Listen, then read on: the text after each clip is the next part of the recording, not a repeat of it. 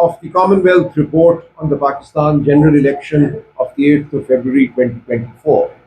I will speak partly in English, and then towards the end we will make our observations in Urdu, because some friends from the international media are here. And it's important that what happened in Pakistan, and which has now been affirmed by an international body of high standing, should reach across the globe. This was a wholesale attack on the election that was held on the 8th of February 2024. And what we have always known since the evening of the 8th of February, those of us on the ground who contested the election, who observed the election here in Pakistan, knew that the election had been completely subverted. The will of the people of Pakistan had been completely subverted, and a fake system had been created on the basis of rigged results. That fact has been affirmed by this report that I have in my hands here. This is the report compiled by the Commonwealth Observer Group that visited Pakistan during and soon after the election of February 2024.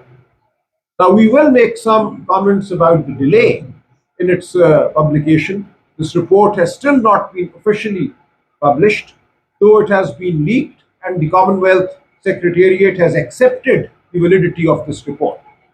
All they've said is that they will be releasing it in a few days' time, along with some other documents. So there is no dispute as regards the veracity, the correctness of this report. This is the report of the observer group set up by the Commonwealth. Now, this report has an executive summary at the outset, about 4 or 5 pages. I would urge everyone, each one of you, to please read those 5 pages. They present in a crux the assault that was carried out on the election of the 8th of February 2024. So, for instance, here in the executive summary, they describe the legal environment in the days and weeks leading up to the election. You will all recall that the PTI was denied its election symbol, the bat, which had been PTI's election symbol for decades. That was taken away on the last day, the 13th of January 2024, which was the last day for the issuance of election symbols. And in a country like Pakistan with low literacy, taking away the election symbol of a party is to, in effect, negate the existence of that party. And that is exactly what was done on the last day for the issuance of election symbols. This report duly notes that. This report also duly notes the fact that before the 8th of February 2024, the polling day, Mr. Imran Khan was awarded through ludicrous judicial proceedings that lasted 14 hours a day from 9 a.m. in the morning till 1 a.m. the next day in the night. He was awarded 3 convictions and sentences, the clear intent being to disillusion and dishearten the PTI voter. This report also points out that Mr. Nawaz Sharif, the head of the PMLN, was granted reprieve in extraordinary circumstances. Convictions against him were set aside. The lifetime ban on him participating in the electoral process was lifted. All of this was happening in parallel. So while one party was being attacked, was being targeted, the other party and its leadership was being facilitated in every manner possible. So the report brings that out as the background to the election that was held on the 8th of February 2024. But despite all this, on the 8th of February, the Pakistani nation roared back. It came out in numbers that nobody had expected to vote for the Pakistan Tehreek-e-Insaf or the candidates put up by the PTI, who were wrongly described as independent candidates. They were, for every legal purpose, candidates of the PTI, and yet they were given the label of independent candidates. And that is why, even after all the rigging that happened, which is then described in great detail in this report, the PTI-backed independents emerged as the single largest party in Parliament. 93 MNAs, members of the National Assembly, were clearly PTI-backed, or the alliance that the PTI had entered into with the Sunni Ittihad Council. They were backed by these parties, the combined. And obviously the vote was that of Mr. Imran Khan, the PTI. So 93 candidates declared their affiliation to the PTI soon after being elected as independent candidates. That is also brought up. But the fact that the total number of the PTI backed candidates should have been not 193 but 193 or thereabouts is brought out in several passages, several portions of this report. And I would draw your attention, everybody's attention in particular, to page 94 of this report. At page 94, there are two paragraphs with different headings. One of the paragraphs is headed Irregular Vote Totals on Form 45, and the next paragraph is titled Irregular Voter Turnout. I invite you all, I invite the Pakistani nation and everybody around the world who cares for democracy and who cares for stability in Pakistan to read this report very carefully, but in particular, this page 94. What is it saying? What this page 94 brings out is two features of this rigged election that stare us in the face. The record that the Election Commission finally accepted as the record of the election, in which it put up on its website that anybody could have accessed till a couple of days ago. Now they might have taken it down after this report. But this is there for all to see at the Election Commission website. So what do you see there? You see for about 100 constituencies the following facts. The Forms 45 for every constituency, these 100 or so constituencies, show the votes polled at every polling station within a constituency by the competing candidates. So that is what the Form 45 is. It is a count of the vote polled by every candidate or each candidate at each polling station within a constituency. So, what the report points out is that there are clear discrepancies in the manner in which this vote count has been compiled. So, you can see clearly the overwriting, the cutting, and even where the overwriting and the cutting has been done somewhat well, one has been turned into a 900. What has happened there is that the Form 45 and the Form 46 have become inconsistent. So what is the Form 46? The Form 46 is the form that records the total number of ballots used up at a polling station. So, normally in a fair election, the aggregate vote count displayed by the Form 45 should be equal to the number of ballot papers used at a particular polling station. There can be a slight discrepancy of one or two, three votes that got, for some reason, rejected, or ballot papers that got spoiled. But the two numbers should be very close together, if not identical. So this report points out that in a very large number of constituencies, there is clear discrepancy between the Form 45 aggregate of the total number of votes polled and what the Form 46 for the same polling station is saying as regards the number of ballot papers used up at that polling station. Now, this gives it all away. This tells you that the Form 45 was fraudulently manufactured, fabricated after polling had actually happened. So during polling, the presiding officer kept a record, kept a count of the number of ballot papers handed out, used at that polling station. That count is there in the Form 46. But when you look at the final rigged result contained in the Form 45, the two don't match. And this hasn't happened for one or two constituencies. This has happened for close to 100 constituencies.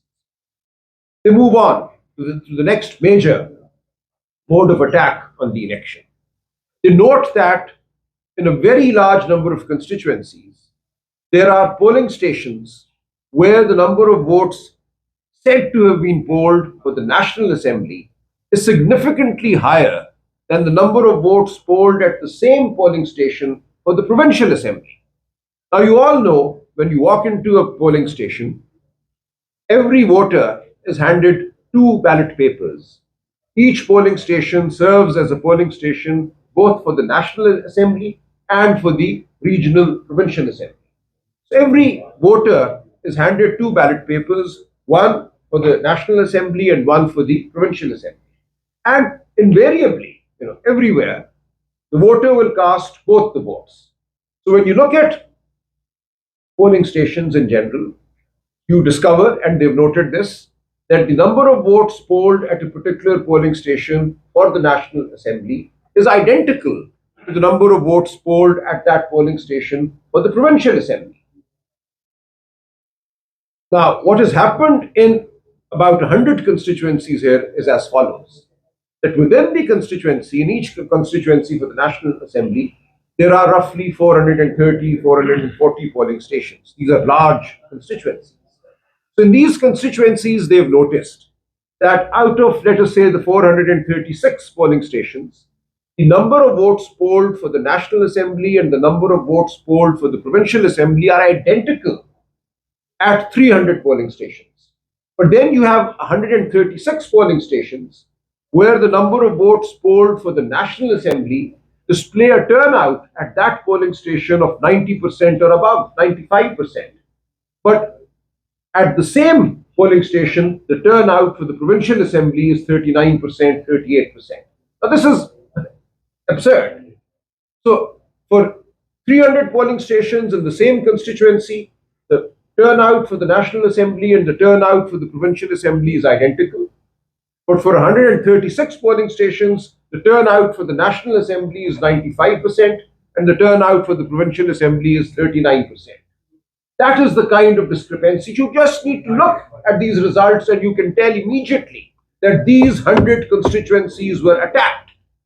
Fake votes were recorded for the National Assembly, where the intent was to deprive the PTI of its overwhelming landslide two-thirds majority in the National Assembly. You see this ridiculous record.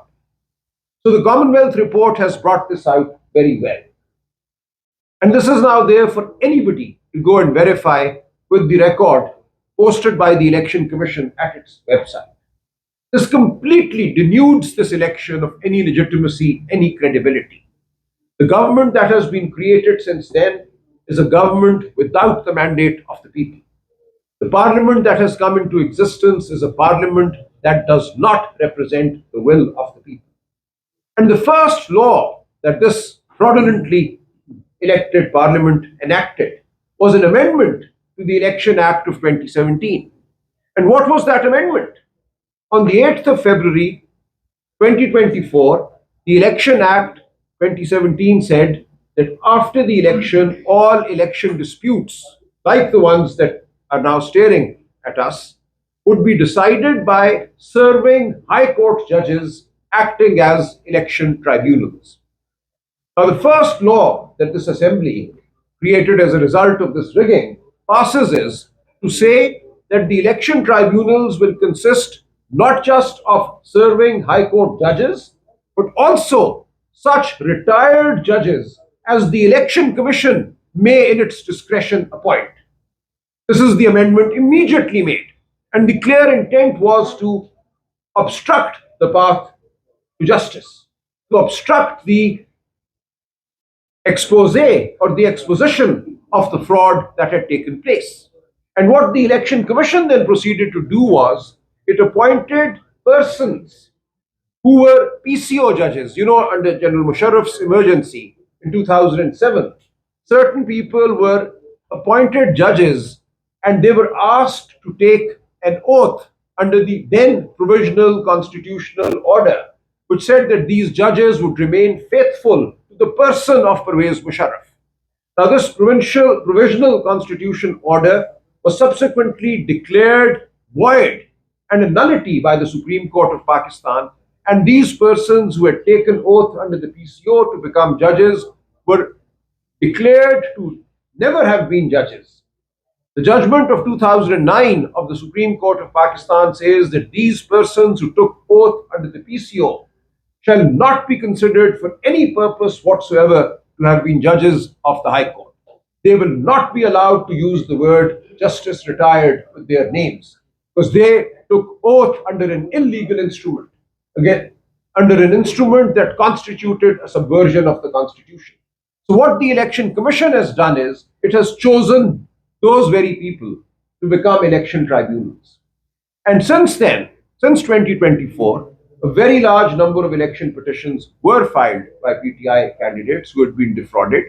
Those petitions have either not progressed, particularly in the province of Punjab, but also in Karachi, where the record shows PTI won 20 out of 21 National Assembly seats in Karachi. And this report points out that one of the seats taken away from the PTI and given to the Jamaat-e-Islami, Hafiz Naeemur Rahman, on that seat, Hafiz Naeemur Rahman conceded that this was a rigged election and he had in fact not won that election, and he refused to take oath for the National Assembly even though the Election Commission had declared him a returned candidate. So what the Commonwealth report is pointing out is that the fraud was so obvious and pervasive that nobody really could have gone along with it in good conscience. And people with the slightest level of good conscience, like Hafiz Naeem of the Jamaat-e-Islami, refused to accept this election, even though the rigged result was in his favor. So this has all come out in this report. Now, the question that arises with respect to this report and with respect to the conduct of the Commonwealth is the suppression of this report. We have now documents available, and this report testifies to the fact that it was completed, signed by each one of the 15 members of the election observation group set up by the Commonwealth on the 20th of November 2024. And it was handed over to the Commonwealth Secretariat. Why was this report not published there and then? Even the November date was a delayed date. Normally, Commonwealth election observation reports are created and published within 3 to 4 months. I'll give you some data. I'll give you data in a moment. So here, the election happened in February of 2024. The report was compiled in November, was completed in November of 2024. And they say they handed it over to the government. Why was this report only handed over to the fraudulently elected government? It is the responsibility, the duty of the Commonwealth to publish this report for all to examine. So they sat on this report and they're still sitting on this report. This has been leaked and they have now been forced to accept that this is indeed the report that the Commonwealth Election Group had prepared. So we raised that question, and I was noticing today in the UK press, this question has been raised. The Daily Telegraph today has run a story on this. This is a scandal in its own right. The Commonwealth sitting on a report that discloses such pervasive election rigging that completely denudes the authority, the legitimacy of Parliament and of government in Pakistan. And yet, despite this report having been completed, the Commonwealth has till now not officially released this report. So we ask why. The data that I've been able to pull out somewhat quickly today, since yesterday, reveals that there was an election report prepared by a Commonwealth observation group with respect to the elections in Trinidad and Tobago on the 28th of April 2025. That report was, the final report was published within 4 months. So the election took place on the 28th of April 2025. The report was published within 4 months. Similarly, there was a presidential election in Sri Lanka on the 21st of September 2024. That report was published within 2 months. Then there was a general election in Ghana on the 7th of December 2024. That report was published by the Commonwealth within 3 months. So the question then arises, why was this report treated in an unprecedented manner? This has never happened in the 70-year history of the Commonwealth, that an election observation group consisting of independent individuals of very high repute and standing should be allowed to gather dust for now nearly 2 years, in fact, more than 2 years. So this raises suspicion, this raises questions, and we hope the Commonwealth Institute will make amends, will review its conduct, and will come out and apologize to the Commonwealth, to the citizens of the entire Commonwealth, and to the citizens of Pakistan for sitting on this report that is of such vital importance. And we call upon the European Union, the EU, to also release the report that they have prepared. There is a report prepared by the EU which has also been submitted to the government of Pakistan. Why are these reports being held from the people of Pakistan? We call upon the so-called government of Pakistan to release these reports as well. This is the right of the people of Pakistan to know what happened, what was done to their mandate. Article 19A of the Constitution of Pakistan makes information a fundamental right of every Pakistani. This is vital information which is lying with the state of Pakistan, the government, the so-called government of Pakistan, and is being withheld from the people of Pakistan. So this is where we are today. The PTI has consistently put its case to the people of Pakistan, and the people of Pakistan have all along known what their mandate was, who they voted for, and how that mandate was stolen. This was the most egregious assault on the electoral process in the history of Pakistan. And yet, the so called government carries on. And yet, it seems it has the support of international institutions like the Commonwealth that are playing an active part in suppressing reality and suppressing the truth.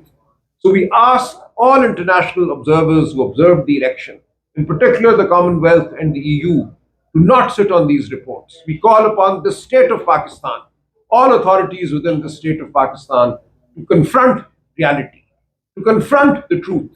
Let the people of Pakistan know what the truth is. And this is a truth that they voted for. They know what the truth is. I see young people every day who come to me crying, people who are 20 years old, 21 years old, who had voted for the first time on the 8th of February 2024.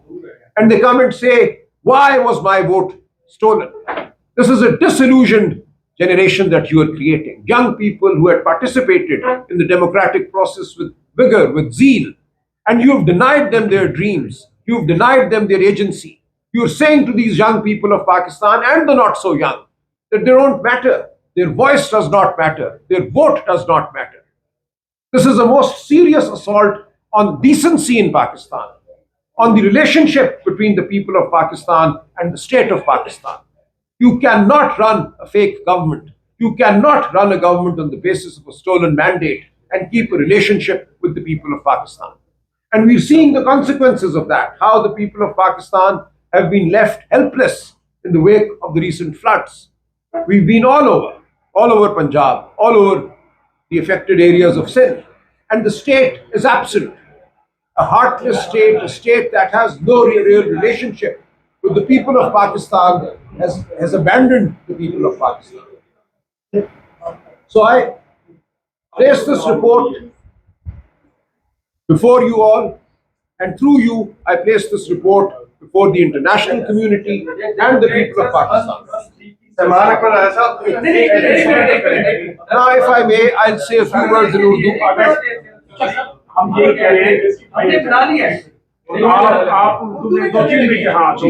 Now, let me say a few words in Urdu.